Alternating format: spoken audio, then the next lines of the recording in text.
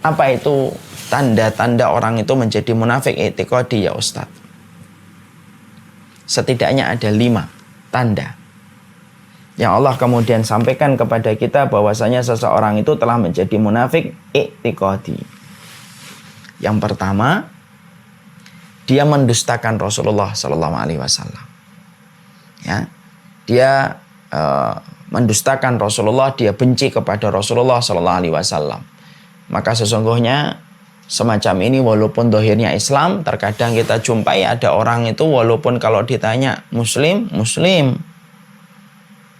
tapi saya menganggap Nabi Muhammad itu ya kayak laki-laki biasa dalam kurun sejarah, kayak tokoh-tokoh sejarah yang merubah dunia saja. Maka dia mendustakan Rasulullah. Maka dia benci sama Rasulullah SAW. Walaupun dia mungkin mengatakan dirinya Islam, mungkin akan bersyahadat dan mungkin akan bersumpah untuk mengakui dirinya itu Muslim, tapi inilah yang disebut munafik i'tiqadi.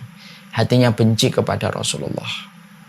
2, dia benci dan mendustakan apa yang diturunkan kepada Rasulullah walaupun mengerjakan.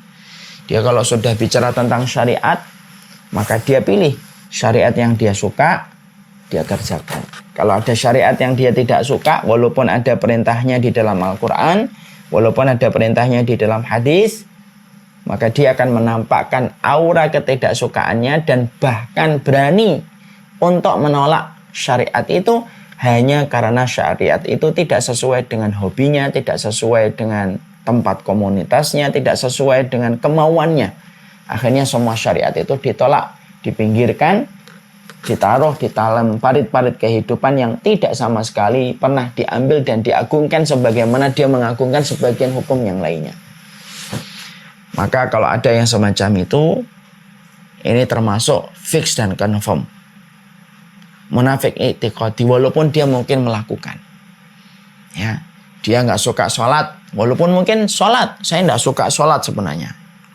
Saya nggak suka jilbab, walaupun kemudian dia pakai jilbab. Ya, saya nggak suka menutup aurat, walaupun dia menutup aurat, tapi dia menyatakan ketidaksukaannya, maka itu salah satu sifat di antara munafik i'tiqadi. Munafik yang berbahaya. Makanya maaf saya sering sampaikan di banyak kesempatan, kalau seorang muslim dan muslimah sudah di hadapan dengan syariat, maka sesungguhnya kalau dia sudah berada di hadapan syariat itu, berikanlah kepatuhan. Walaupun kita belum bisa untuk melakukan amal tersebut pada hari itu. Saya tahu ini hukumnya wajib, tapi saya belum mampu dan saya memohon supaya Allah mengampuni dosa saya dan membimbing saya untuk melakukan lagi nanti di masa mendatang. Ini namanya lemah iman. Tapi banyak orang ketika tidak mampu untuk melakukan satu syariat, maka dia nistakan, dia celah syariat itu, dikatakan syariat itu tidak relevan, syariat itu tidak sesuai dengan kondisi zaman, syariat itu tidak sesuai dengan masyarakat hari ini, yang dia anggap bahwasanya dia lebih tahu tentang apa yang cocok untuk masyarakat hari ini daripada Allah dan Rasulnya. Hati-hati, itu berarti menjadi munafik i'tiqadi pada sifat yang kedua. Makanya lembut. Orang munafik i'tiqadi itu nggak kelihatan secara zahirnya, tapi kelihatan bagaimana dia memandang apa yang Allah turunkan kepada Rasulullah, apakah dia setuju ataukah tidak. Itu yang kedua. Yang ketiga, menolak Rasulullah dan menolak apa yang disampaikan oleh Rasulullah. Maka dia menolak, kalau kemudian hampir sama dengan sifat yang ketiga, dia menolak apa yang dikatakan oleh Rasulullah. Dia tolak hukumnya, dia tolak hukumnya, dia tolak hukumnya, dia tolak hukumnya. Dan itu termasuk salah satu kriteria kemunafikan i'tiqadi.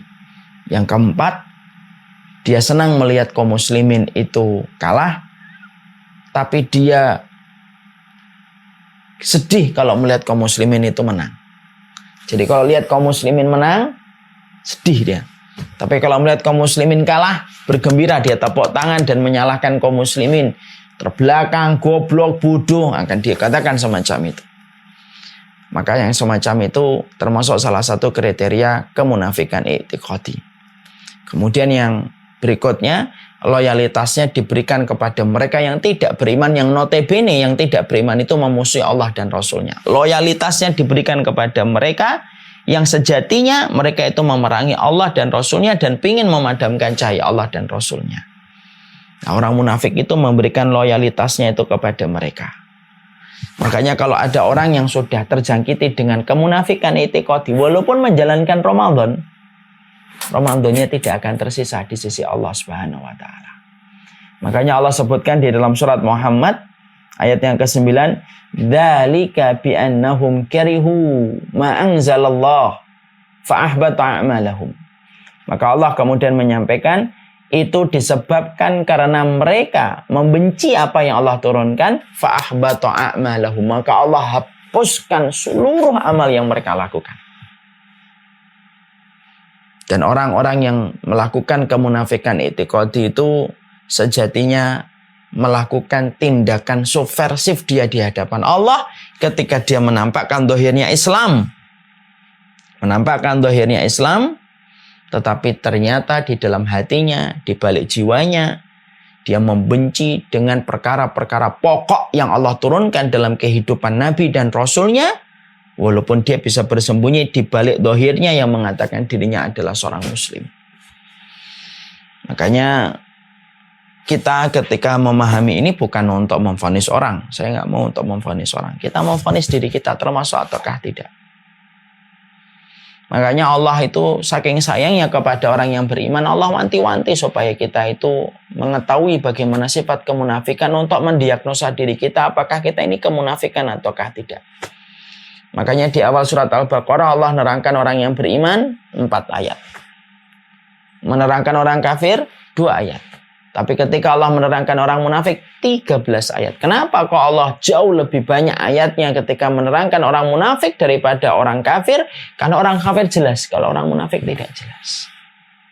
Dia tertutup, tercover dia.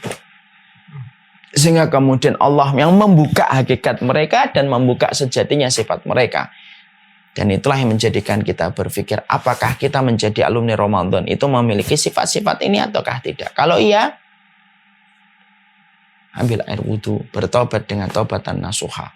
Orang yang pernah mengolok-ngolok syariat Allah, orang yang pernah bercanda-canda dengan hukumnya Allah, orang yang pernah kemudian bercanda atas nama Rasulullah tetapi merendahkan Rasulullah, orang yang pernah kemudian membenci salah satu hukum walaupun mungkin melakukan, orang yang pernah memberikan loyalitas kepada orang yang benci kepada Islam.